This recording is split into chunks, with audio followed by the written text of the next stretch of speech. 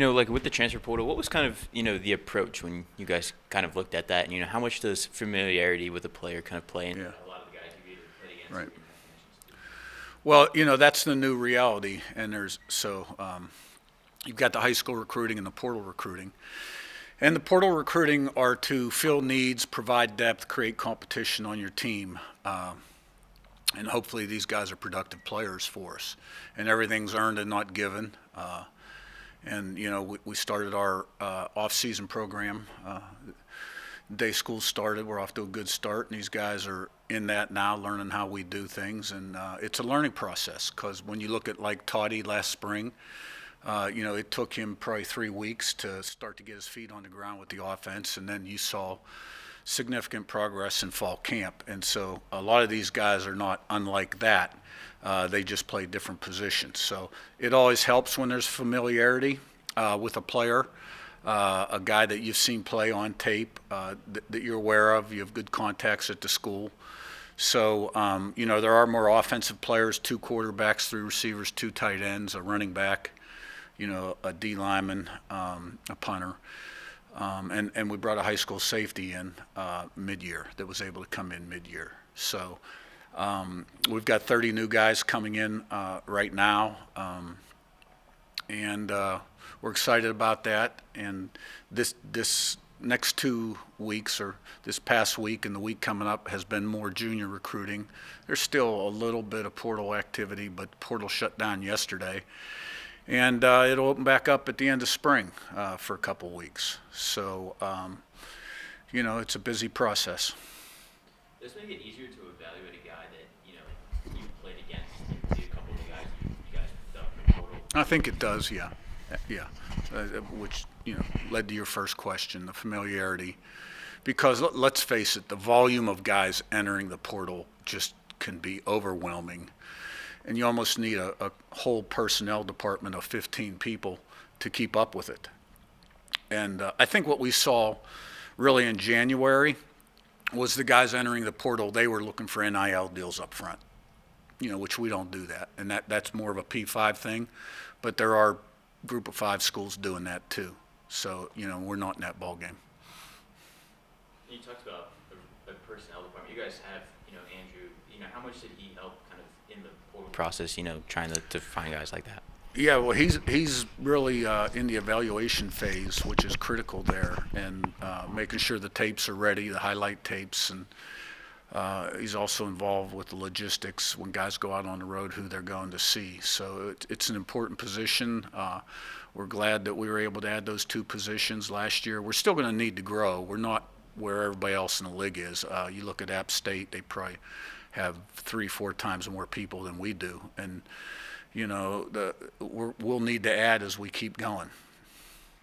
Talked a lot about during the season the importance of developing depth early on the FBS jump. Do you feel like you accomplished that in this portal cycle?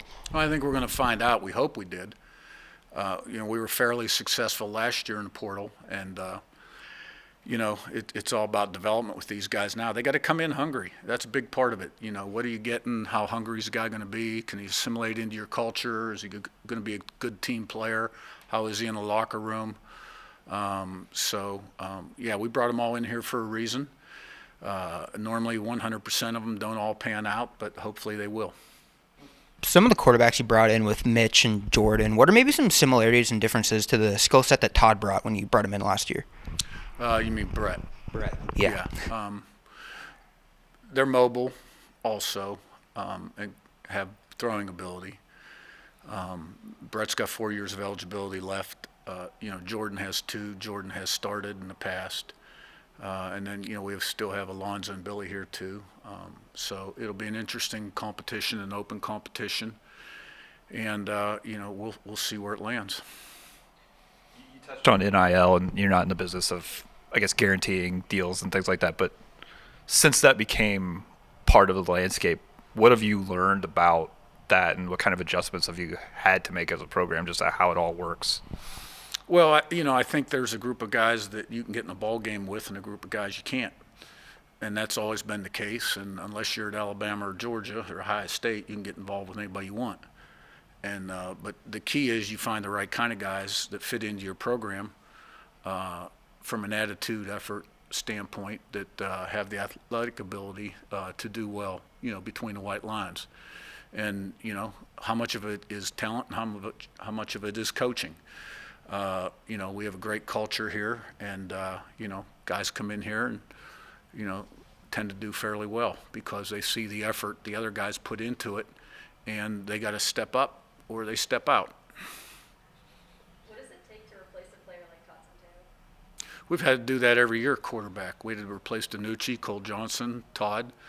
So we've had success developing quarterbacks, and all these guys have a skill set, and we'll see who steps up to the forefront. But we don't play a game for quite a while, so we don't have to make a decision tomorrow or the first week of spring ball or even at the end of spring ball, unless there's clear separation, which hasn't been the case yet since I've been here. Going into the portal, did you anticipate bringing in 2 new quarterbacks, or is that something that kind of, as you were going, it kind of worked out that way? Well, we knew we had to bring in one for sure. And then Brett Griffiths came available, local ties, good young prospect with 4 years of eligibility. So, it made a lot of sense to be able to bring 2 in, You kind of talked about Jordan, he brings starting experience already coming in, kind of similar how Todd was able to come in. What did you kind of like about him, when you evaluated him? Well, on tape, he had a quick release, could throw the ball, and he had good movement. His numbers were good. His last year at South Florida, touchdown to interception ratio. At Arizona, it was a little different style ball. They didn't have the outside threats, and then he got hurt. And that put an end to that. So he hadn't played in a while because he got hurt fairly early in 21, didn't play in 22. So, he's going to have to shake a little rust off too. And, right now they're all trying to learn the offense and go to class and learn where their classes are and things like that. And so, but I'm excited about all the quarterbacks we have in our program. And then, looking at wide receiver, on signing day, you talked about bringing in a lot. You added, I think, 3 wide receivers from the transfer portal. What do you kind of, like about that room, and as you kind of start to build that up and after losing so much? Yeah, and we may not be done there yet before, we go to fall camp. We'll see how these guys are that we've brought in. Sproles played a lot of football at North Dakota State, has shown flashes. He's got to do it consistently. Surratt had a real good freshman year at St. Francis, but it's a step up in competition. Dollison has been fairly productive at USF, and he's got speed, which we were looking for. We don't have a lot of young receivers in our program. Jaden Mines showed flashes last year. And then, we signed 4 receivers also, and that list could grow. So that's a position that, keep close eye on, make sure we got what we need there. Beyond receiver, there are other position groups where you're looking to add more experience after spring? Well, I think if a guy can help you win football games, regardless of the position he plays, if he's going to make you a better football team, then, we're open at all positions. For the 3 players who are making that jump from the FCS to the FBS, how do you approach that transition having just made it yourself? I mean, these guys were really good players at the FCS level, so they want the FBS challenge, and I think we all saw that the difference isn't, very big. And we brought them here because we're confident that they're good enough, to get the job done, and I'm sure they feel the same way. You added 2 tight ends with Taylor and Kai. What do you kind of like about them, and just bringing them in? Well, we returned Horton, who we really like. He's got 2 years of eligibility. We did a lot of 2 tight end stuff last year. Taylor Thompson is a little lighter, more of a receiving kind of guy. And Kai is 265 pounds. He might be a little heavy right now, but can be a good point of attack guy. Still has receiving skills also. So, because we lost Painter and Noah, 2 of our top 3, and only returned 1. So I thought, it was important we get a couple guys at that position. How much did having, Kai come from Pitt and being with your brother there, how much did that, play in the role of him coming It's in? a recommendation, and there's other guys I know at Pitt I've known a long time. On him we talked to 3 or 4 different people. It helps. When you look at Dulles, and you kind of touched on him playing at USF, and he played there with Jordan. Did that play a role in kind of getting him, or did he fit and it just ended up working out that way? Yeah, it really didn't play a role because Jordan had gone to Arizona, and Dawson had been on campus here in the past before he committed to USF. And, we got to see him play against Louisville when we were preparing for Louisville, and made a couple plays in that game. And so he had something we were looking for, and that was speed. A couple weeks ago, the NCAA Council proposed some rules to kind of make two-time transfers a little more strict.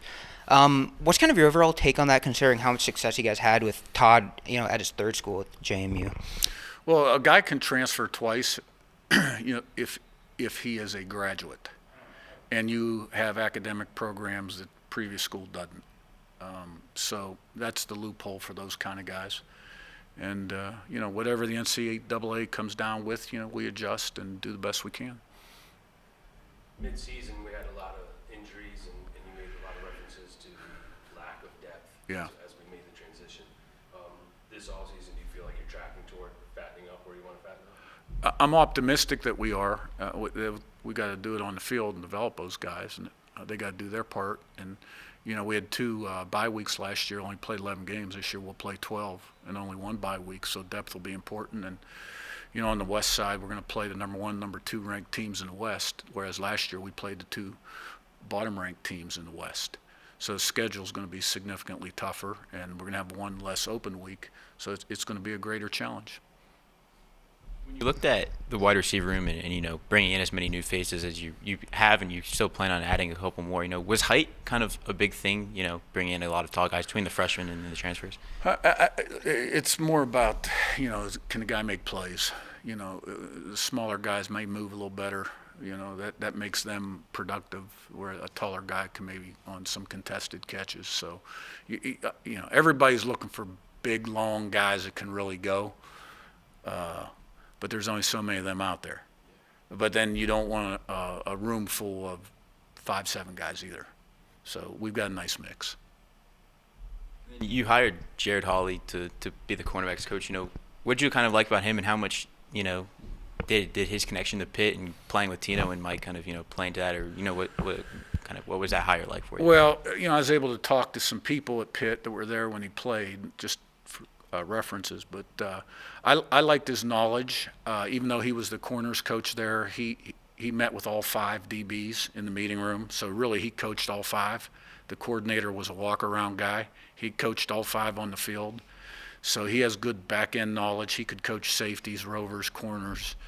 And I think from a scheme standpoint, too, he can help us. Also, you're always looking to get better. You get better, you get worse, you never stay the same.